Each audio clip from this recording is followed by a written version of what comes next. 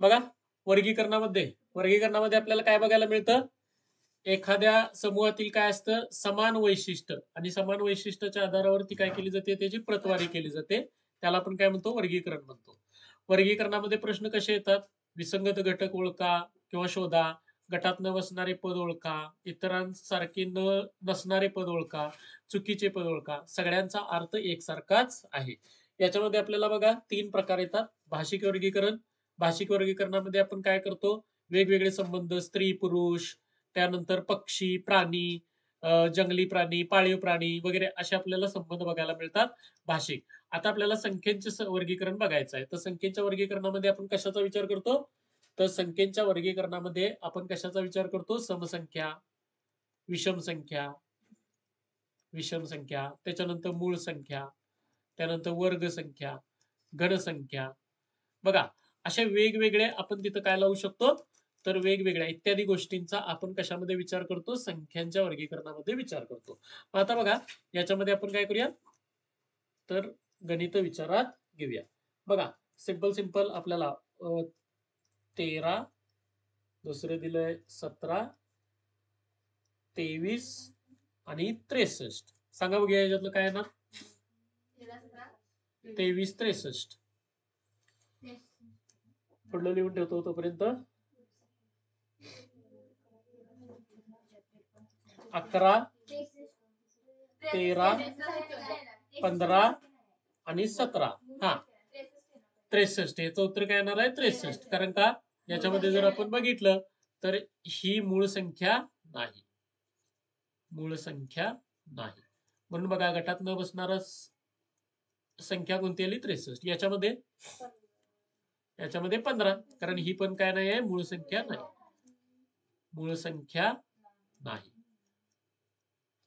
बघा या पद्धतीचे आपल्याला काय मिळू शकतात, तर याच्यामध्ये घटक मिळू शकतात. तर आता बघा याच्यानंतर आपण इथं वाढवूया काय काय आपल्याला. बघा उदाहरणार्थ 25, त्याच्यानंतर 36, त्याच्यानंतर 78 आणि 144. काय येणार आहे, 78. कारण काय, वर्ग संख्या नाही. ओके. त्यानंतर पुढलं गणित घेऊया आपण. 846, 864, त्यानंतर 684 आणि 648. बोला काय समज लागेल.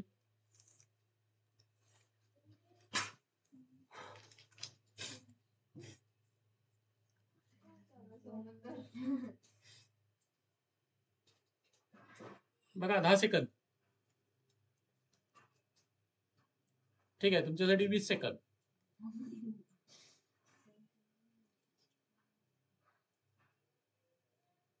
नाही विचार होत.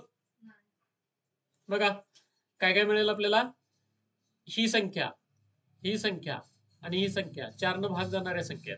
ही संख्या 4 न भाग जात नाही, 4 ने भाग न जाणारी संख्या. बघा याच्यामध्ये असे आपल्याला वेगवेगळे काय मिळू शकतात, संबंध बघायला मिळू शकतात. तर लक्षात ठेवायचं. आता इथं तुम्हाला कसोट्या पण माहित पाहिजे. 2ची कसोटी काय रे, एकक स्थानी काय पाहिजे आपल्याला, 0, 2, 4, 6, 8 असे अंक असतील, किंवा ज्याला मग त्याच्यानंतर आपल्याला 3ची कसोटी येते. 3ची कसोटी काय मिळते,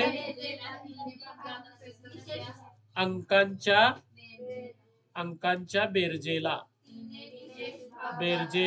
3 ने भाग. 4ची कसोटी बघा, म्हणूनच तुम्हाला ते लक्षात आलं नाही. इथं एकक स्थानी आणि दशक स्थानच्या अंकांची ज्या अंकांपासून जी संख्या तयार होते त्याला 4 न भाग गेला पाहिजे. एकक व दशक स्थानातील संख्येला अंकांची मिळून संख्या तिला कितीनं भाग गेला पाहिजे, 4 ने भाग. मी थोडक्यात लिहितोय, आपण ह्या अगोदरच कसोट्या बघितलेल्या आहेत. 5ची एकक स्थानी काय पाहिजे?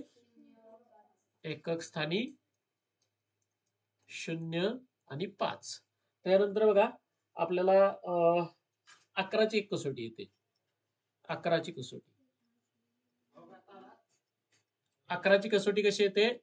समस्थानचे अंक समस्थानावरील अंक आणि विषम स्थानावरील अंक यांची काय करायची? बेरीज करायची. इथं बेरीज करायची, इथं बेरीज करायची आणि त्यांची जी वजाबाकी आहे ती वजाबाकी जर 0, 11 किंवा 11च्या पट्टीत आली तर तिला 11 भाग जातो.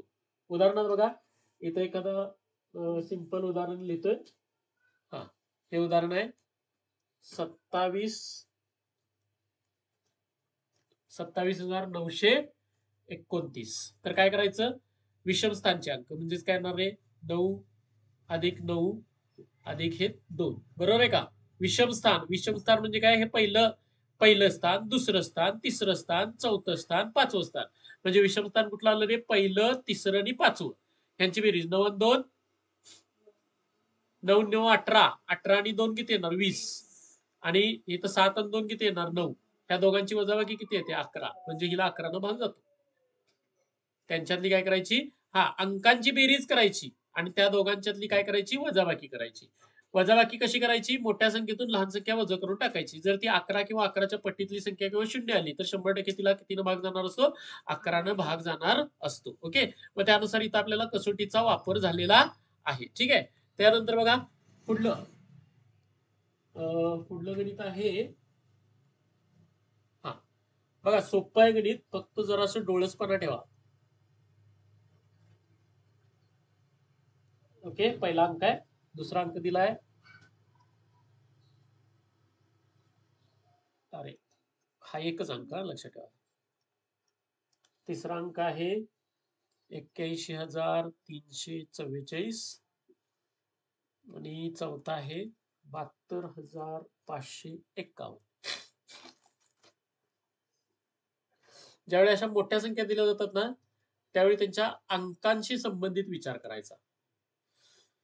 भाग घालवणे वगैरे असला काय प्रकार बघत बसायचं नाही. मी क्लू दिला तुम्हाला.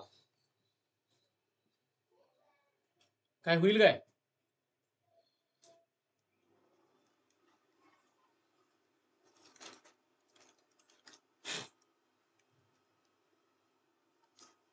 तोपर्यंत पाहिजे तर मी पुढलं गणित लिहून ठेवतोय.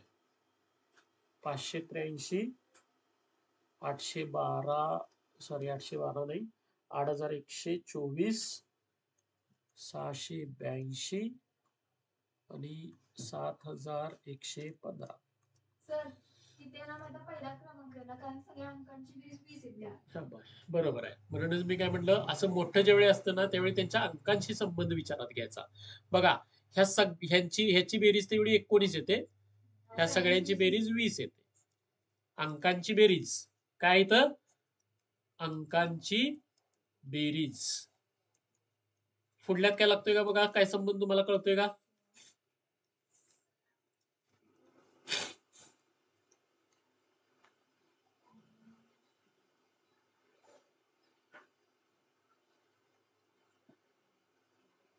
त्याच्या पुढलं एक गणित लिहून ठेवतोय मी. 7 11 5 7 5 12 येते, तिथे 11 येते. बरोबर. काय मिळेल आपल्याला? बघा 5 आणि 3 ह्या दोघांची बेरीज किती येते? 8 येते. 8 आणि 4 ह्या दोघांची बेरीज किती येते? 12 येते. 6 आणि 2 ह्या दोघांची बेरीज किती येते? ह्या दोघांची बेरीज आपल्याला किती येते? मधली संख्या येते. तसं 7 आणि 5 काय यायला पाहिजे होतं? 12 यायला पाहिजे होतं. इथं आहे किती बघा रे? 11. त्यामुळं ही संख्या तुमची काय झाली? तर काय म्हणू आपण? चुकीची संख्या, विसंगत संख्या. त्याच्यानंतर पुढलं देतोय बघा, जरासं विचार करायचा.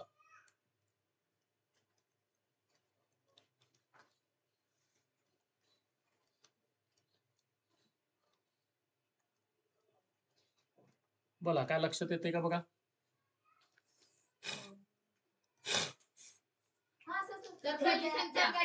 पहिली संख्या संख्येची बेरीज त्याचा वर्ग येते. बरोबर. काय बघा, पहिल्या आणि दुसऱ्या संख्येची बेरीज 2 अधिक 3 केलं की 5 आणि 5चा वर्ग किती येतो 25. त्यानंतर 7 अधिक 1 किती येणार 8. 8चा वर्ग किती येणार 64. म्हणजे बघा ह्या दोघांचा ह्याच्याशी संबंध आहे. 5 अधिक 2 किती येणार 7. 7चा वर्ग किती येणार 49. म्हणजे ह्या दोघांची बेरीज. इथं किती यायला पाहिजे होतं रे 3 अधिक 4 म्हणजे 7चा वर्ग 49 यायला पाहिजे होतं. तर इथं आहे किती रे 36. आणि त्यामुळे ही संख्या काय आहे चुकीची आहे. लक्षात आलं का? असे वेगवेगळे संबंध लागू शकतात. ह्यालाच आपण काय म्हणतो तर संख्यांशी संबंधित असणारी गोष्ट किंवा संख्यांचं संख्यात्मिक वर्गीकरण आपण याचा म्हणू शकतो. लक्षात आलं काय हे काय आलं